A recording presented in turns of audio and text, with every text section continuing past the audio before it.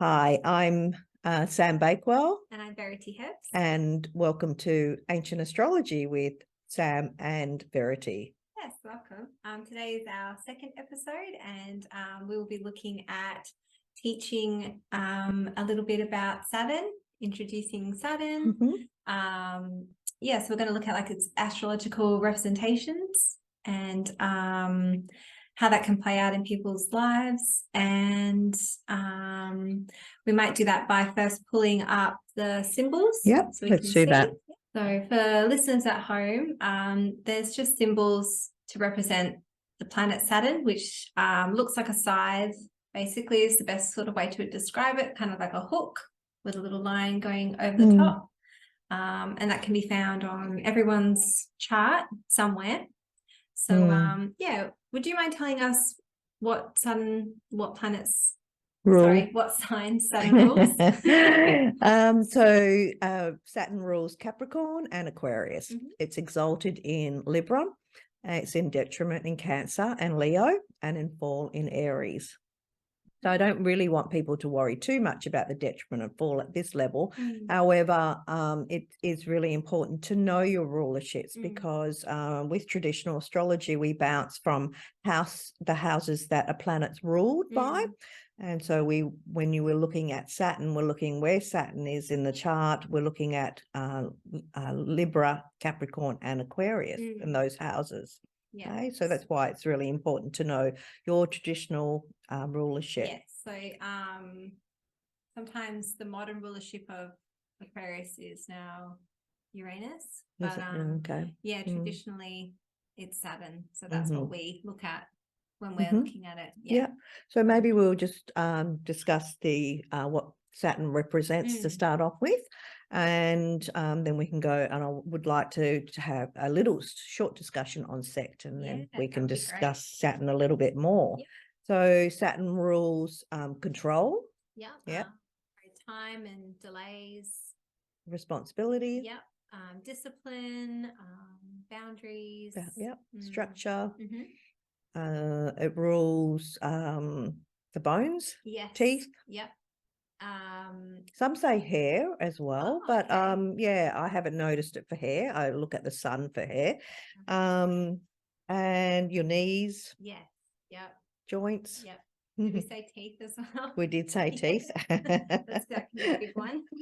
And I guess also, with like structure, so architecture, buildings. Construction. It's hard work. Discipline. And if we discuss the hard work side of things, so if it's joined to another planet, it helps you to achieve what you need to with that other planet, even when it's in opposition. And if you're really new at astrology, I probably have gone a bit too far there, but with the aspects, it does show what you're disciplined at, that makes sense. And I think also looking at what else Saturn represents, could be government, authority. So if we look at a chart with Saturn in Libra and exalted Libra, and maybe this might help clarify it in your mind.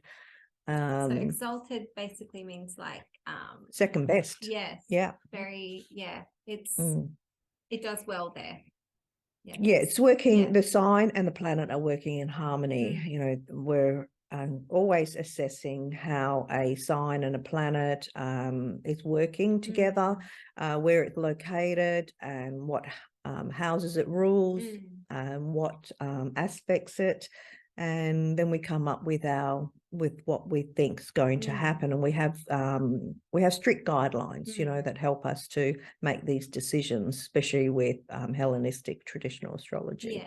Okay, so this native is Capricorn rising, so the Lord of Capricorn is Saturn, and the exalted ruler is Mars. So we're not going to worry about Mars because we're discussing Saturn, and it's tightly conjunct, Venus tightly conjuncts it by 2 degrees. And in the sign of Libra.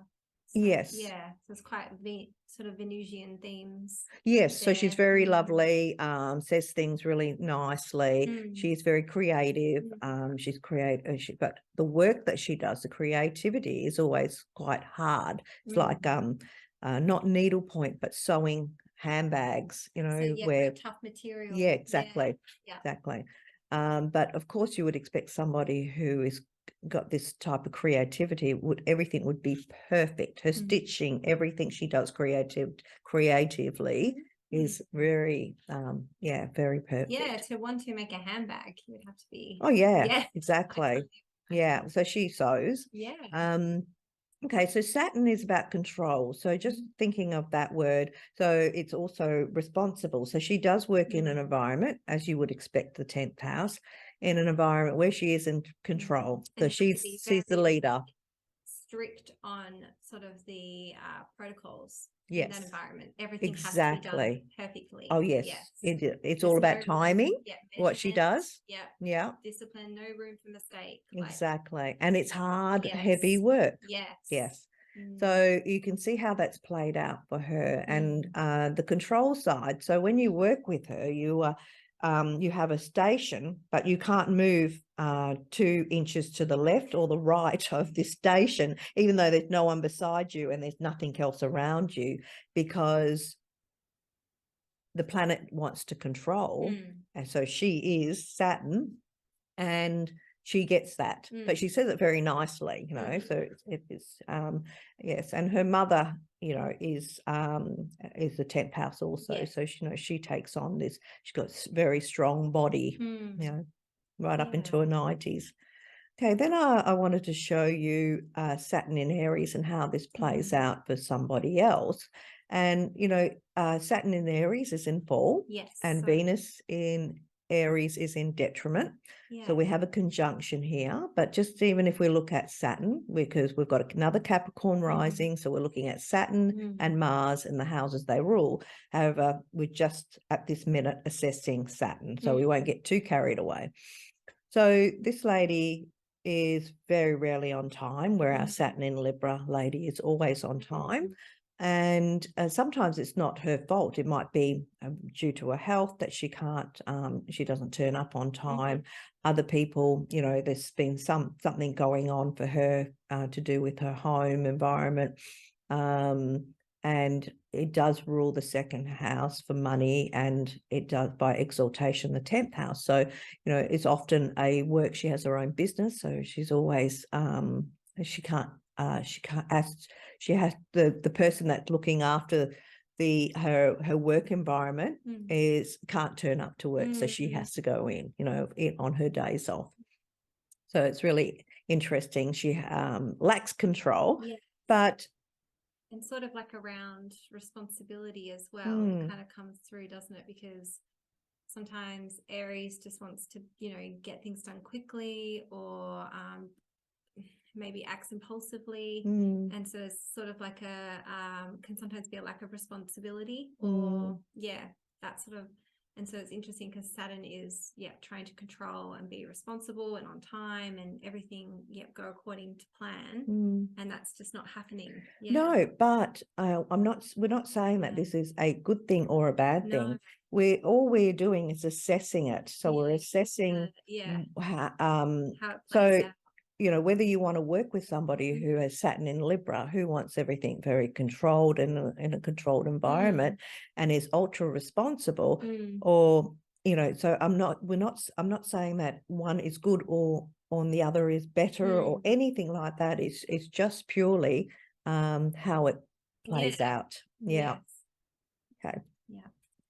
So we want to talk about sect. Yes, because sect is quite a important part of looking at a chart in more detail, and especially what the planets will maybe do as well. Because you could have Saturn in a sign like Aries where it's in fall, but if it's in a better sect, then maybe it's not maybe it can kind of if it's work out diurnal, a little- diurnal chart. and it can work out a little bit more constructively. So with sect, we're not going through the whole lesson on sect here. Just wanted to introduce you to the malefic that is outer sect. So in a nocturnal chart, the malefic outer sect is Saturn, and in a diurnal chart, the malefic outer sect is Mars. So Saturn plays a different role in a nocturnal chart. So just be aware that if we would be saying a couple more challenging things, challenging situations for a nocturnal chart with Saturn. Okay. So on the chart where the chart with Saturn in Aries, was that person also, where was their sun? Was that also nocturnal? Wasn't it? Let me have a quick look. Okay, nocturnal. So you can see, it's nocturnal because the sun is below the horizon. So there's more negativity from Saturn. Yeah. I didn't even look at that where the sun was and that, because I was just going to pay attention to. But with the other one, it's a diurnal chart with the Libra. So Saturn doesn't play out as challenge, if not as challenging for this person. As well, if they are being quite controlling at work, especially if that's sort of activated in their chart for that time, would that mean that maybe it sort of plays out well for them, like their colleagues are not because they understand, yes, things like that that does happen because we have this conjunction with Venus, so it not only it's protecting it and it's making it stronger by being the dispositor of Saturn, which is Libra. So the ruler of Saturn is making an aspect. So there's another thing that we would look at, why that plays out quite well. And you would expect a lot of respect from her leaders as well. Mars would be definitely the problem planet for this lady. Okay. What else do we want to talk about? I want to talk about longevity a little bit because a lot of people think that longevity, Saturn rules longevity. I've heard it and I've seen it online a little bit where they think that means your length of life, which it's not that case. It means Saturn rules longevity as in painstaking, long hours and planning something, good old hard work, basically. Yeah, so that's the longevity.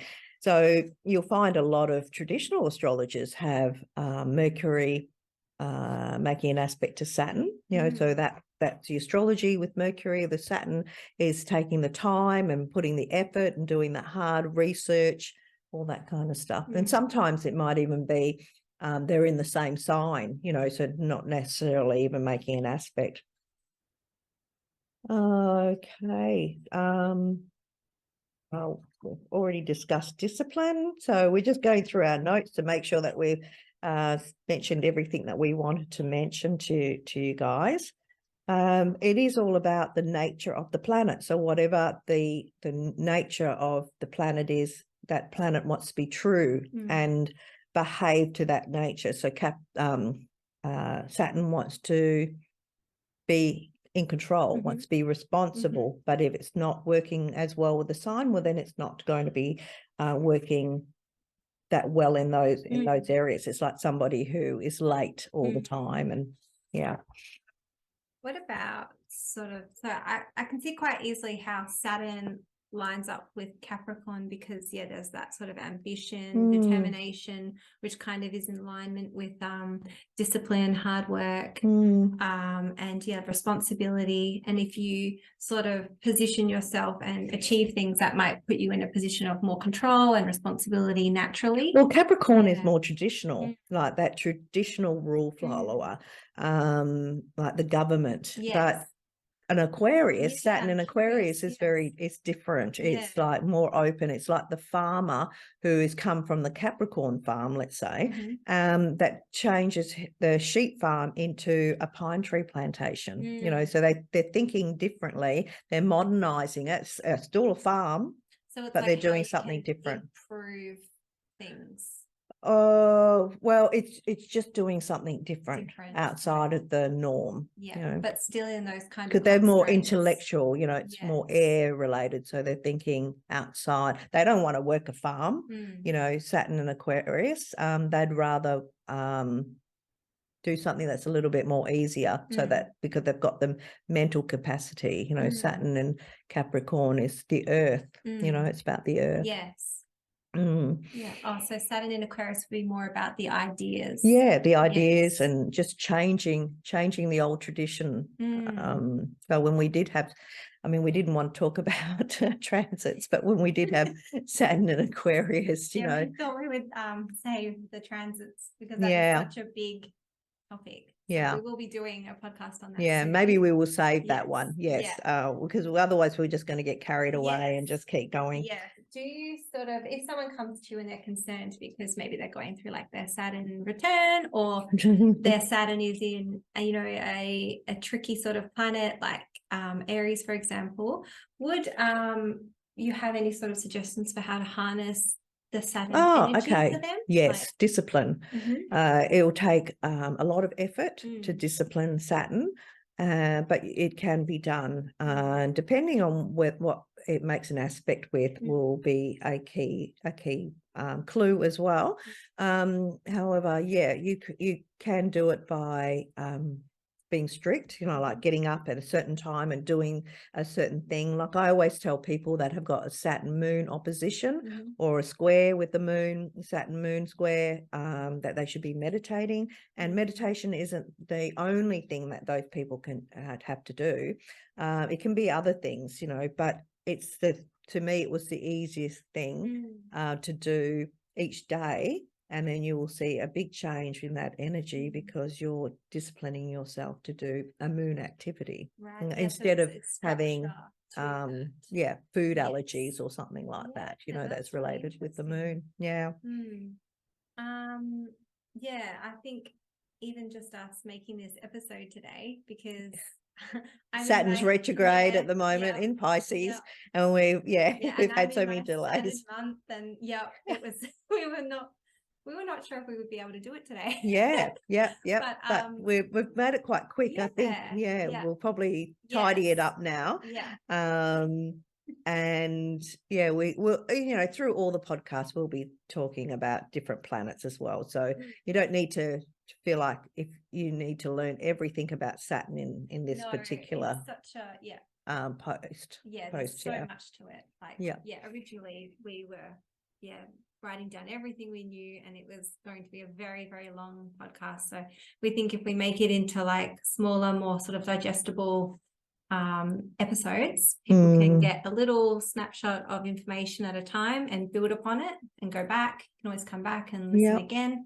But basically just a brief introduction really of the planets, and then we will go through the houses eventually and just keep moving along, and giving you a little taste of the education that you need to become an astrologer or to be able to predict things in your own chart or for your family. And we've just been so helpful in our lives that just feel like it's important to share the information and to have it as accurate as possible, the information that we're teaching, but also accurate for you to be able to do something in your own chart and have a look, what's happening with you from month to month and year to year. Okay. So Sam, do you have anything else coming up for you? I have a talk that's coming up this Sunday, so that should be fun. That's with the FAA WA group. It's a predictive technique called annual profections, and it's one of the Time Lord systems that I use. And so I'll be presenting that on Sunday at the South Perth Learning Centre at 2 p.m. But by the time you guys probably see this video, that'll be that's already been and gone. But that's my up and coming event. Awesome. I'm looking forward to seeing that. Yeah, be really good. Okay, well, have you got anything coming up, or looking forward to your I'll just be studying and just studying, raising children, working. Verity shoves a lot into her day. We'll have to plan our next podcast. Yeah. Yeah, that'll be exciting. Yeah. So it's been exciting just even getting together today. Yes. Hey, Yep. yeah, really enjoyed it. Yep. Well, thank you for listening to us, and we'll see you next time. We'll be doing Jupiter next. So bye for now. Thank you. Bye.